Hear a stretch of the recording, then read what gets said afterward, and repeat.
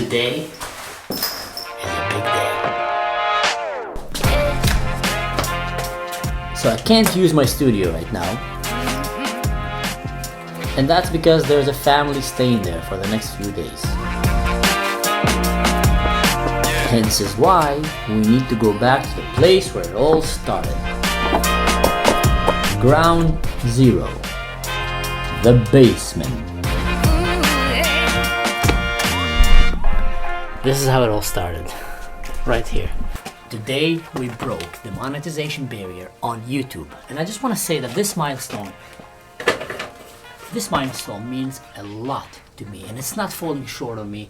And I just want to thank you. I want to thank every one of you subscribers and followers, every one of the viewers who've been around and sticked around and helped me reach to that point. And that means that finally I might be able to actually cover my expenses on this channel and maybe even break even, which is my goal, because I'm here for the storytelling. I'm here for the educational. I'm here trying to actually make an impact and trying to make the world a better place one video at a time, hoping to address all kind of relevant topics, from politics to military, special forces, to fatherhood, to education, to technology, all the stuff that I'm actually passionate about, all the stuff that I enjoy sitting with a friend at a bar around a bonfire and having that story and just share this really cool conversation with them.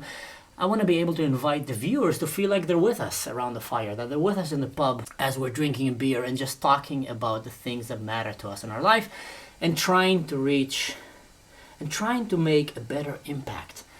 So this is why this channel is so important for me, and I want to talk to you. Yep, exactly.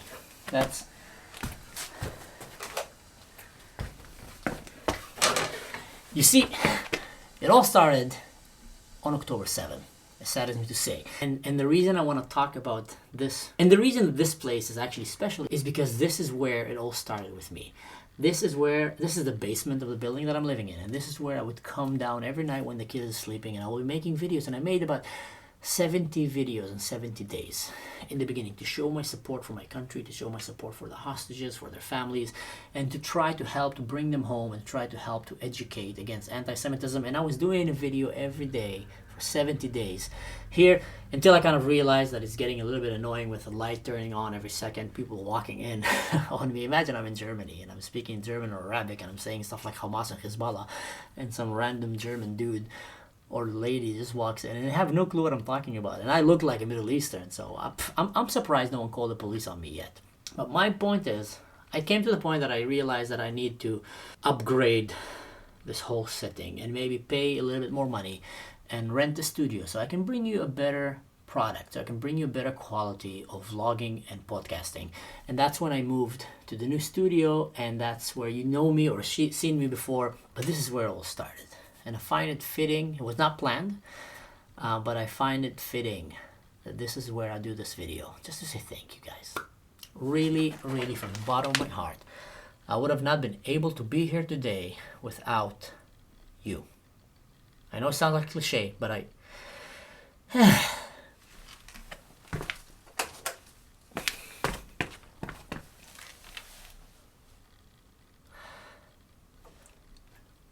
rest my case. I know it sounds like a cliche, but I really mean it. Thank you all for the incredible support, and let's continue this journey together. I'm really excited to see where we're gonna reach with this journey. So, on another note, I decided that maybe it's a good chance for me to come and tell you a little bit more about myself and about how this whole channel started. October 5th, I left a great job, basically a dream job. A job that paid me well, a job that I enjoyed very much. But I knew that I have to follow my dream. And I also knew that I need to make a change in my life, because a top priority for a man and a woman, if you ask me, is his family. And I knew that I gotta invest.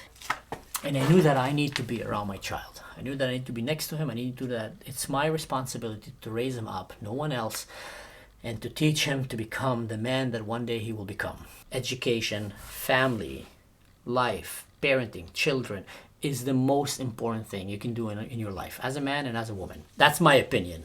So I had to make a change, and I decided to follow my dream, which I call it the 3-step dream, kind of digital dream. To start my own vlog, to start my own podcast, and to start my own film career as an independent film director. Practically taking the whole art of bonfire story and bar conversations and just bringing it to the screen where you can join us in the pub as we sit and talk about anything, or you can join me around the bonfire and we can discuss anything from politics to life to faith to education to special forces to military to, or just to bring my friends and goof around and talk about fun conversations that we like to have when we sit around for a beer. And you can join me in the room and have that.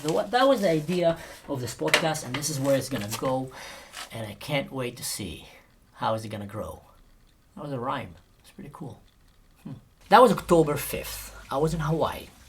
I flew to Texas to visit my Arab friend Amil that was living in Texas. On October 6th, I was all excited to break the news to them, and they were all happy for me. October 7th, we all know what happened October 7th. I woke up to hear these terrible news, to watch these horrific images, and to basically woke up to a whole new world.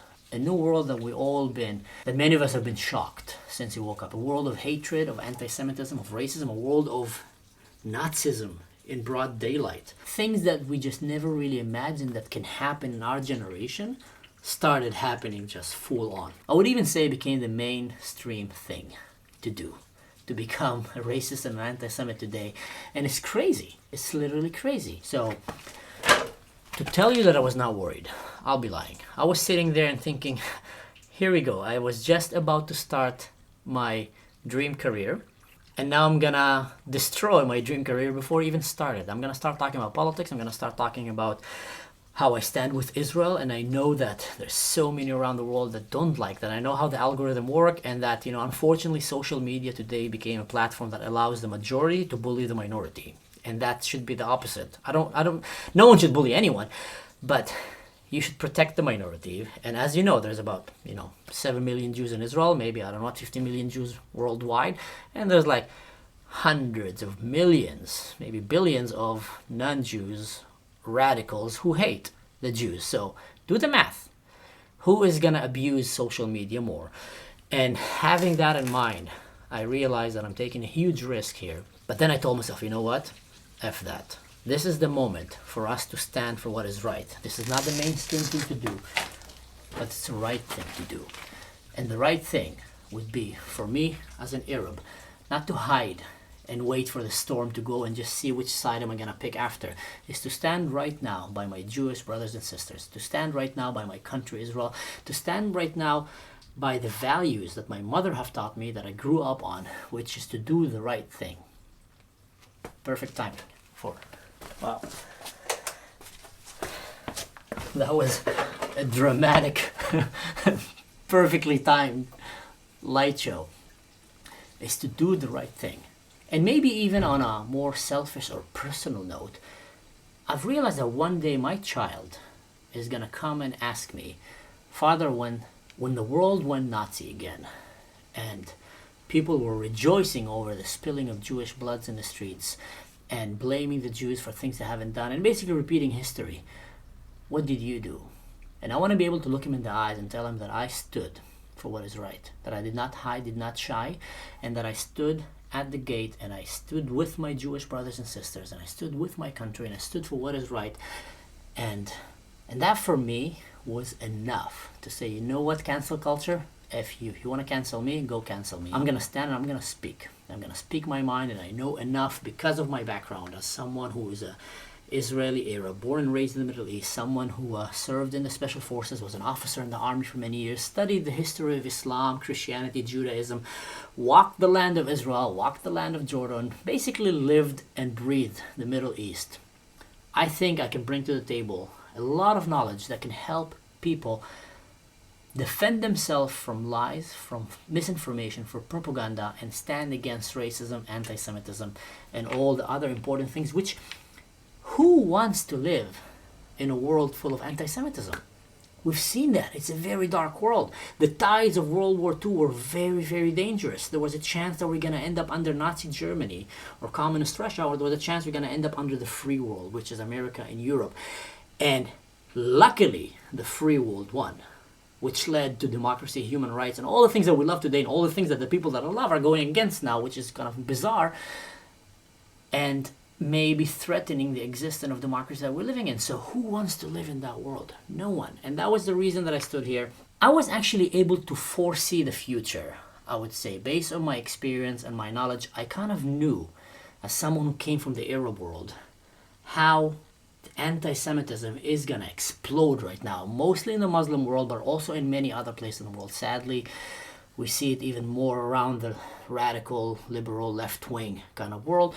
But I believe that also the far right is taking advantage. Anyway, what I'm saying is, I was able to see what's gonna happen in the future. It's gonna be an extreme rise of anti-Semitism, an extreme justification towards hating the Jews, hating Israel, and disguising it as anti-Zionism, and all these stuff I was able to see from the beginning of the war. And that's when I realized that my voice, especially as an Arab voice, is probably more important now than ever. And I started doing these videos, one video a day, and for 70 days I've done this here, from this basement. And as you can see, the light turns off every 60 seconds. Whenever someone flushed the toilet, you hear it. It made me had to redo so many of my videos. It was quite frustrating, and after a while I realized that I have to go and rent a studio and start maybe paying a little bit more money to bring you a better quality of a podcast and a vlog. And here we are today. And I want to take this chance to thank personally some of you, and you know who you are, have been with me from the beginning, have been talking to me, have been chatting to me on Instagram, on WhatsApp, sending me all kind of informations for videos that I should make and things that I should clarify. So my point, what I'm trying to say here, is me breaking this milestone, which is a huge milestone for me right now, is not a one-man army, it's not a one-man show. I know it's not just because I did it. I know it's because I had so many people in my life that believed in me, that helped me, that supported, that followed me along the way, some of them for the entire way, some of them for parts here and there, just coming in and coming out. And I just want to say thank you to everyone. This channel, in my eyes, is just an expansion of my favorite art, which is the art of storytelling and the art of bonfire and pub storytelling. And now we're just expanding the bonfire so more people can come and sit around, play some music, and listen to good quality content. And that's what I'm aiming to bring. And I'll be doing my best to try to give you the best quality content that you deserve. So here I am, and I'll be doing my best to give you the best top quality podcast that you deserve. Talking about politics, parenting and fatherhood, special forces and military, science, business, and share the fun moments that I have with my amazing family and my amazing friends, and basically kind of invite you to the same pub or the same bonfire so we can sit around and talk about the things that we find interested in life. All the way from AI to sustainable urban farming and how to prepare for your post-apocalypse dream. It's really weird that some people look at the apocalypse as a dream, or at the life of the post-apocalypse as a dream.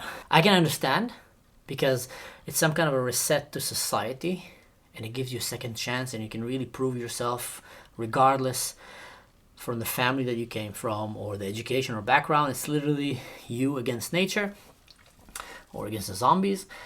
But I'm pretty sure that after 3 minutes in the apocalypse, you'll had enough.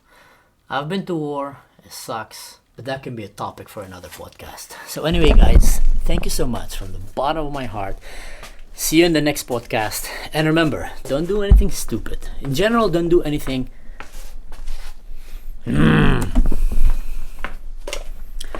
In general, don't do anything that I would do. Stay safe.